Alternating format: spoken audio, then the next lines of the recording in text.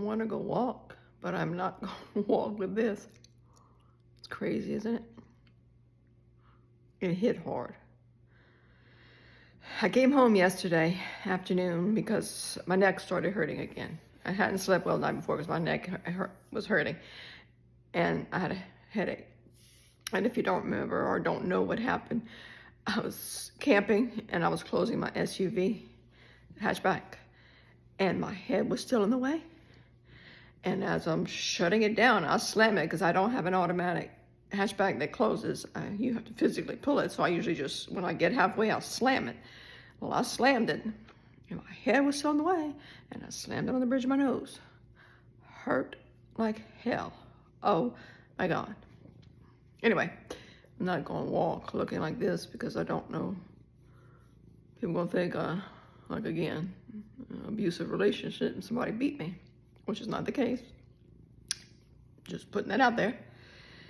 But I was watching a interview somebody did with a YouTuber. It was just a little short story reel of the interview. And I said, exactly. I could relate. Somebody asked her if she was scared.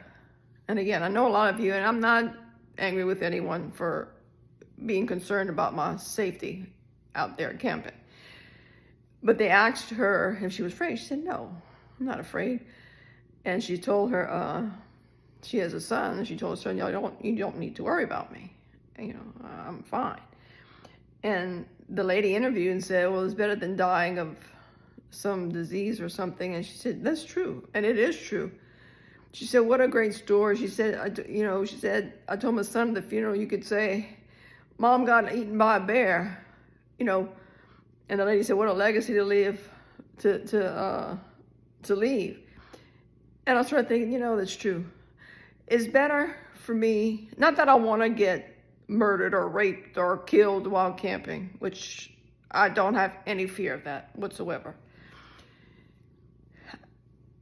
What a great thing to die from versus disease. I prefer to be out there enjoying my life than to be stuck in my house taking medications, going through chemotherapy for cancer or something, and ended up, she died of cancer. She died of Alzheimer's. She died, which can still happen. I'm not invincible.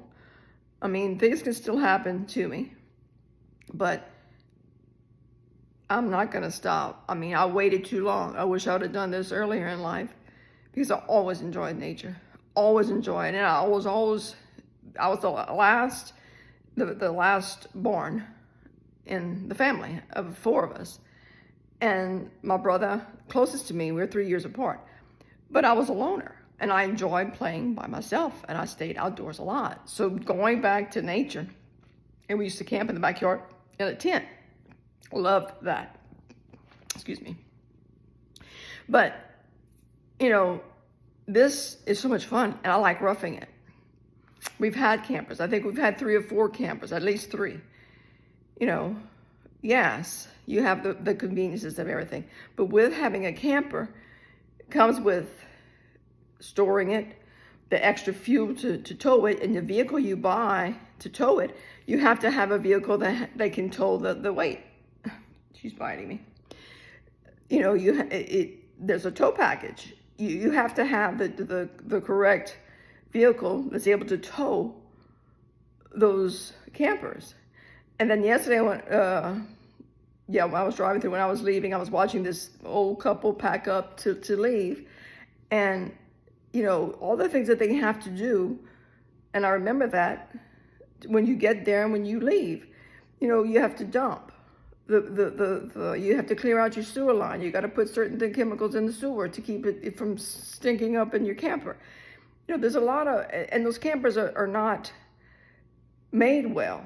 And if you don't keep them under cover, which we have no cover here for it, and down the road there's a camper place that's stores camper for $200 a month. I'm not paying $200 a month for my camper to sit underneath the storage. I like camping in my SUV. I get 31 miles to the gallon highway and 25 city. My Highlander's a 2013. It's a 3-seat thing, so I have the plenty of room. My most important thing when camping is my bed. I gotta have a comfortable bed. Everything I brought with me, and I made a video to show what I did with my SUV. I didn't need half the stuff that was in there. All that clothes that I brought all of that just to show, because I was planning on making a video to show what I did, how I'm camping in my SUV. I only needed one change of clothes because I was only staying 2 days, and I had the clothes that I had on, plus the next day, you know, the change, well, two sets of clothes. But I didn't need my cooking stuff because I wasn't going to cook, so I didn't need to bring that bag. But again, I wanted to show where I put everything in my SUV and how I have everything that I need.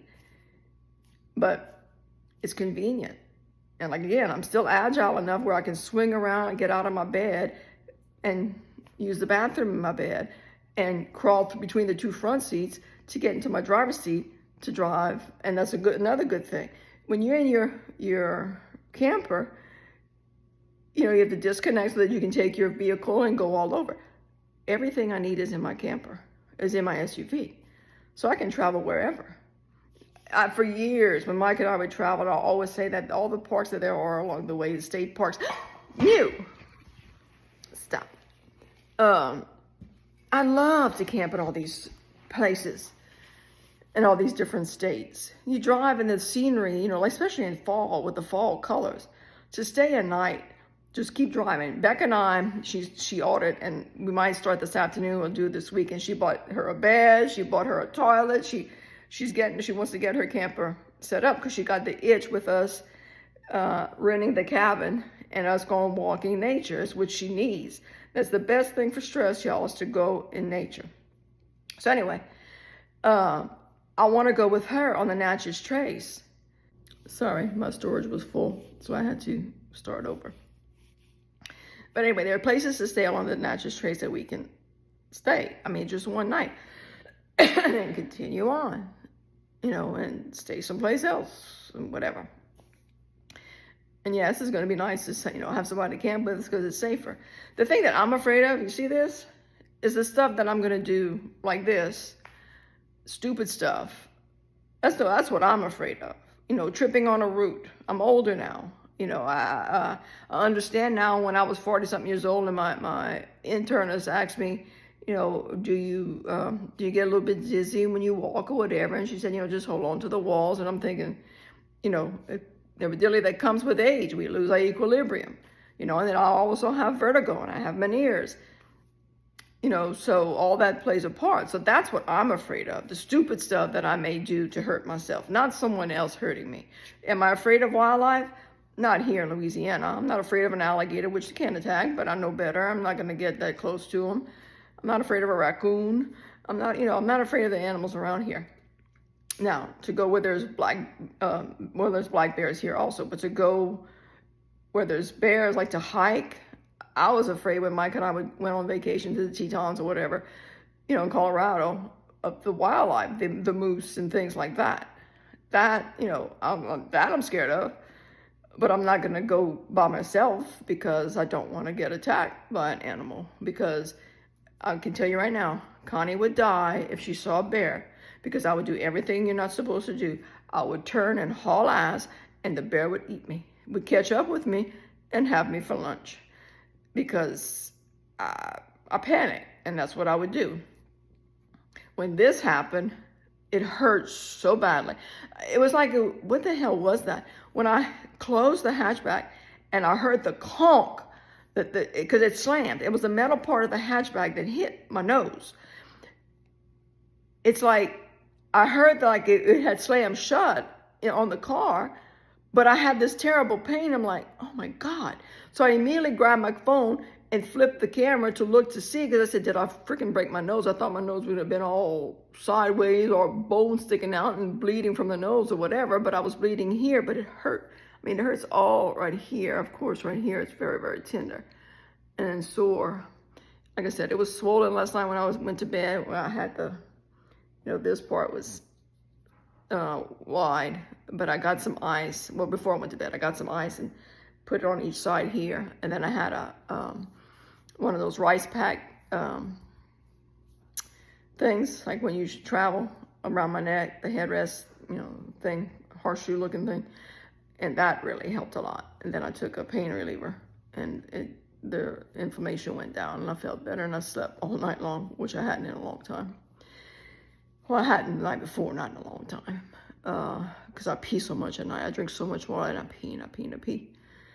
But anyway, I just wanted to share that, yeah, I would prefer, not that I want to, but I would prefer to die out in the woods camping than of a sickness, an illness, a disease. I'm gonna live my life and do what I want to do. Enjoy myself. I just have to be careful. I need to slow down because I try to do everything too fast. That's how I've always been, 100, miles an hour, and I need to slow down. I'm out there. There's no reason to hurry. Slow my roll and just enjoy. So anyway, I'm not sure what I'm going to do today. I may push mow since I haven't walked. Grass doesn't need mowing, but maybe it'll look a little bit better. I don't know. I need to clean my house, but I don't feel like it. I feel like decorating for Christmas, but it's Thanksgiving.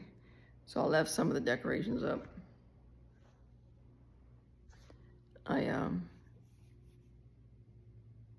Looking forward to the holidays this year. So anyway, just wanted to update.